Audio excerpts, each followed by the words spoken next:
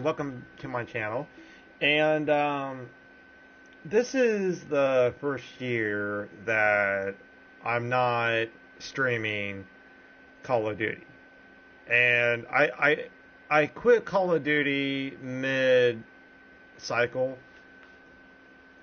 And they go by seasons, obviously. So I quit like season 2. And so this is my first time not pre-ordering the game, not not playing the beta. And I think it's it's more and more players are following suit.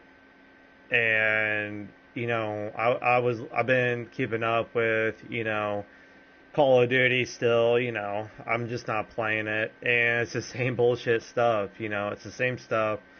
I'm seeing it in the beta already, it's like canceling, bunny hopping, sweats, and, you cannot have fun on Call of Duty. You just can't, And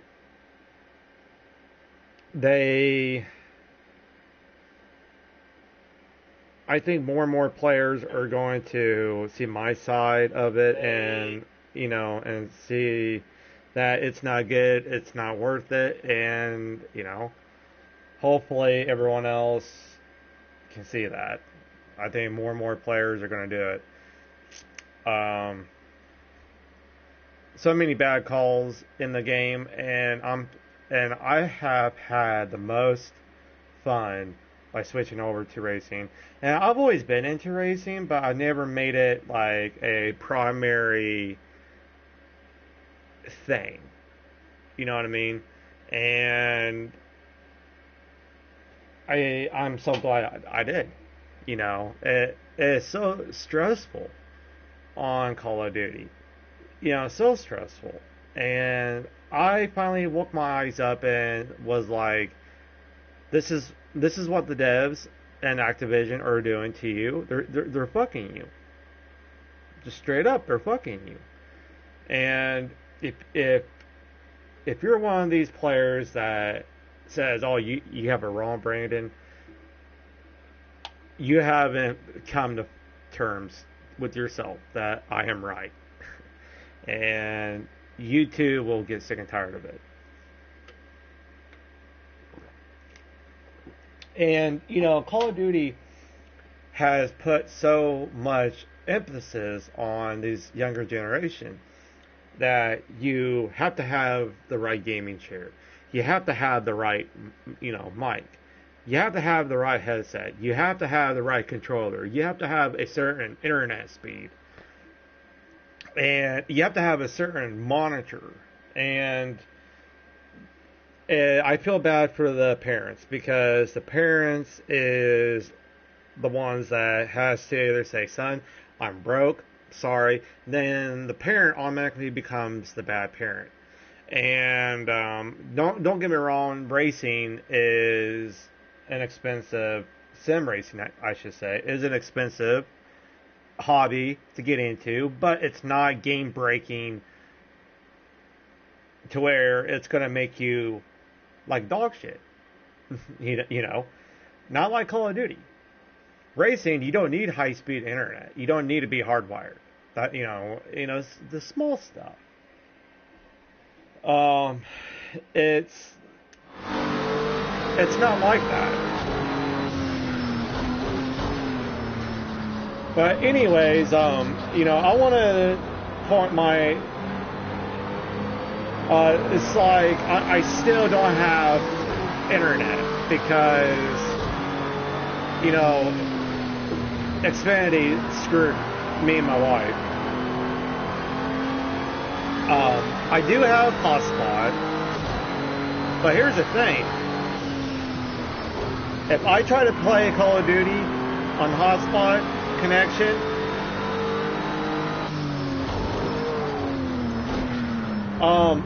I would probably get my ass painted too. and I probably would be skipping everywhere. You know, kids nowadays are checking their internet connection every day. You know, and if their internet goes down 5 megabits, they're gonna have an aneurysm because the stress level is that fucking high, you know. And Call of Duty has done it like that. You know, they pay for 1 gig of internet, you know, they expect the internet to be holding 1 gig down at all times.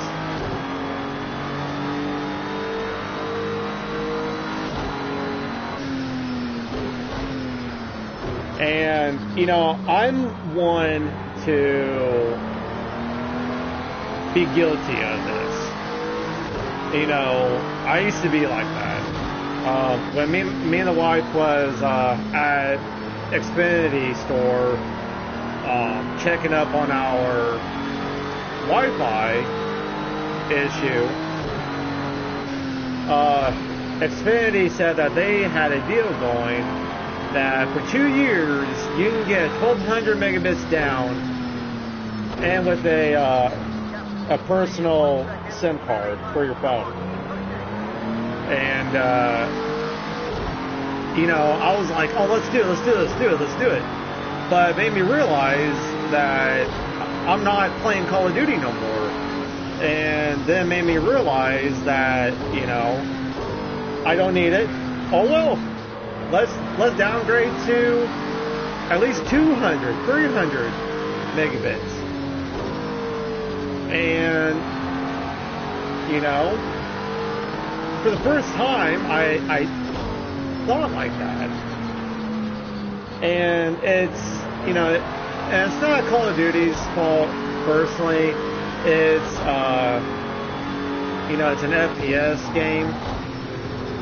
Which, guys, by the way, Warzone 2.0 looks like dog shit. And I've heard bad stuff about it already.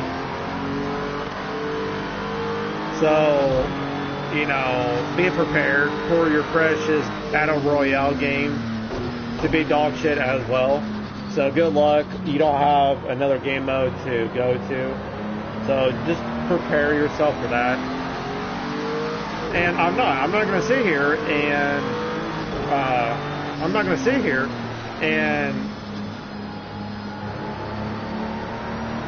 defend Call of Duty. You know, the devs and Activision does not give a shit about the player's experience or nothing. They don't care. All they care about is making money. Unfinished games, bunch of glitches. They don't, and you're paying $60 for a game.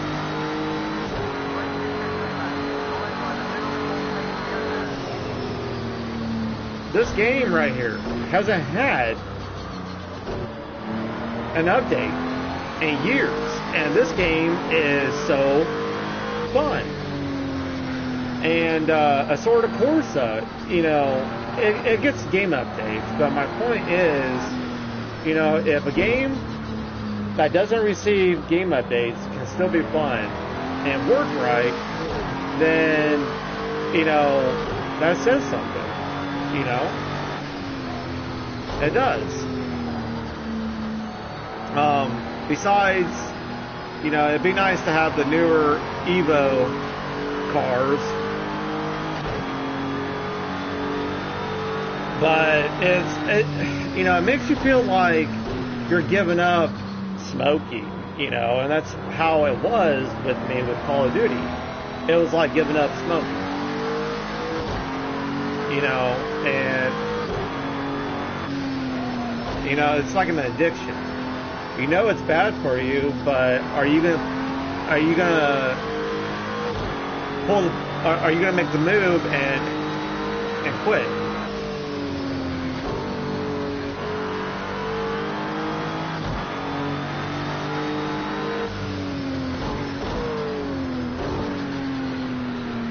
and I finally made a move. I decided to quit.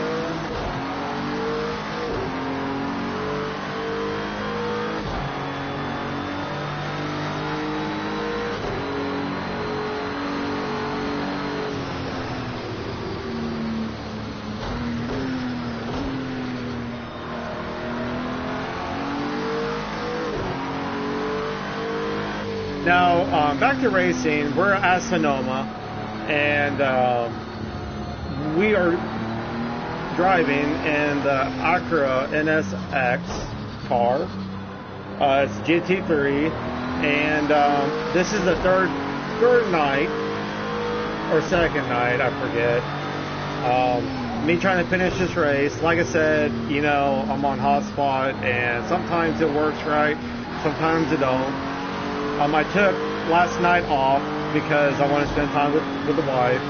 It was her only day off, so you know I took a night off. So this is a standard race. Most races are 90 minutes, 2 races in a weekend. So it comes out to be 180 minutes total that they race every weekend. And, you know, I just combine the races, so it comes out to 3 hours. So that's why I do the 3 hours that I do. So we are currently in 4th place. And I think I qualified 2nd, if I'm not mistaken. You know, I was kind of shocked, you know, qualifying 2nd in an Acura at Sonoma. It's kind of, you know, kind of like surprised, really.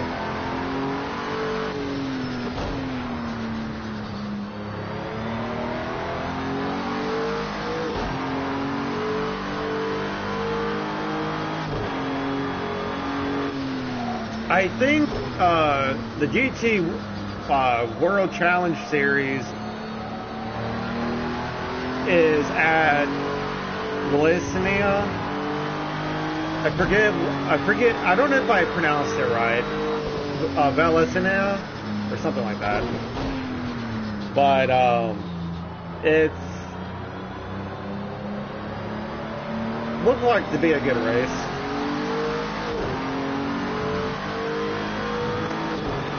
That's one thing that I do complain about this game is they don't have a lot of good racetracks.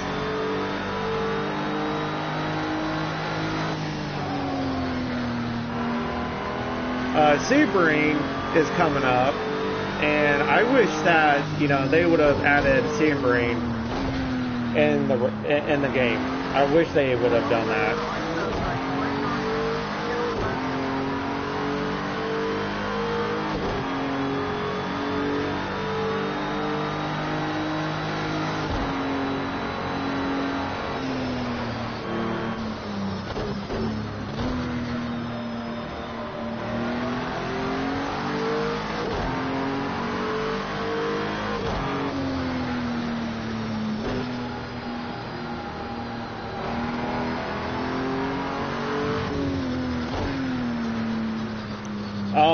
You know, I know that, you know, obviously they're not racing at Sonoma or nothing like that. It's just none of the races they're racing here out soon is in the game.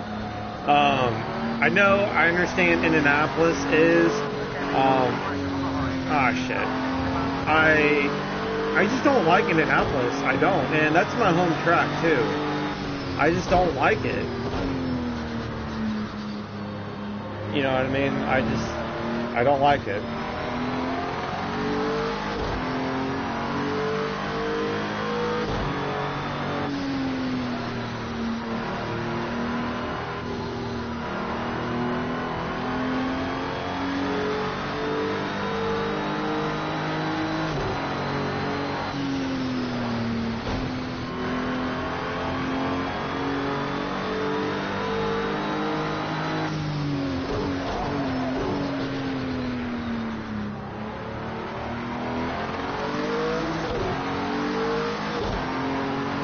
my problem with Assorted Corsa is it is on console, but the problem is, you know, the force feedback is like, there's something wrong with it.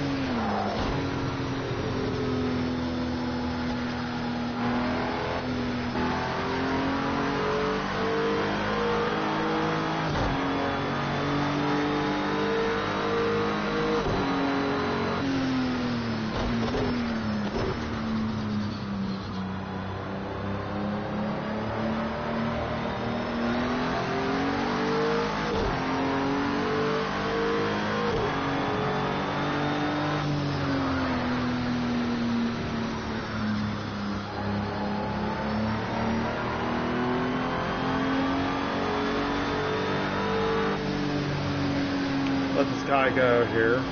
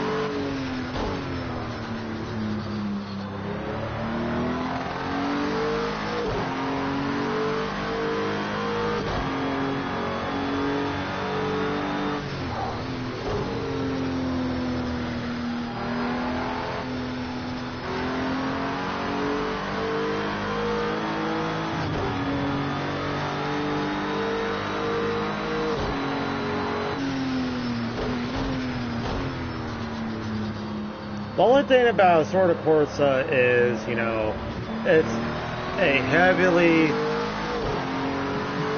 paid game. You know, if you want certain tracks, you know, you should, you know, you need to pay for it. And I don't think it should be like that, really. You know, there's a lot of tracks in the game that, you know, it should have came with the game, but it didn't, in my opinion.